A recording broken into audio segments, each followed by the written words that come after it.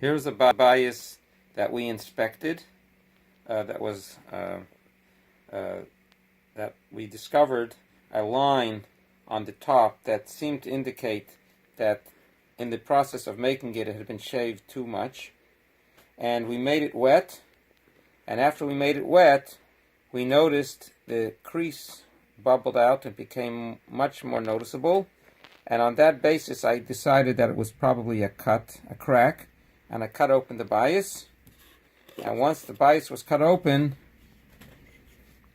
it became obvious that this bias had been unfit to use from the very beginning. Every bias, because of the process that it's made, has a crack in the center. Without going into the reasons why, that's what happens. Even though the top is thick, but the center of the top has a crack going through it. And if you shave down too much and you hit that crack, then you end up with an actual crack in the bias, which makes the tefillin puzzle. These areas here have the crack, but there is a 32nd of an inch or less, a small amount of skin that's left that has not been cut through, so the bias is still complete. But this one, they went through it, and they have caused a crack in the bias completely. And because of that, Gasos batim in general are problematic if the batemacher is not super careful. They think there's a big thickness and they have plenty of space to cut, but in actuality, 9/10 of that space cannot be touched because of that crack that normally appears in every pair of Gasos batim that are made. Only the top millimeter or so can be cut down. And if you cut down too far, there's a good chance of making the tefillin puzzle.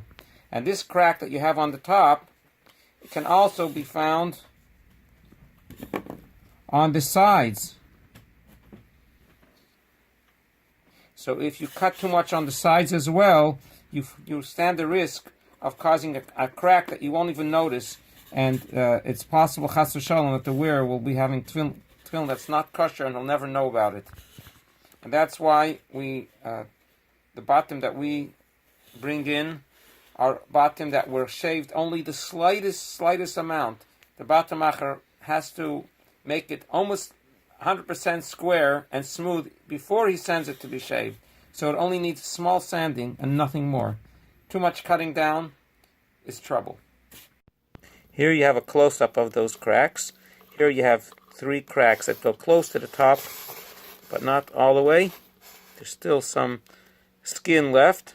Then here you have the crack that went all the way to the top, and you can see here how the bias is cracked through and through, which makes the bias puzzle.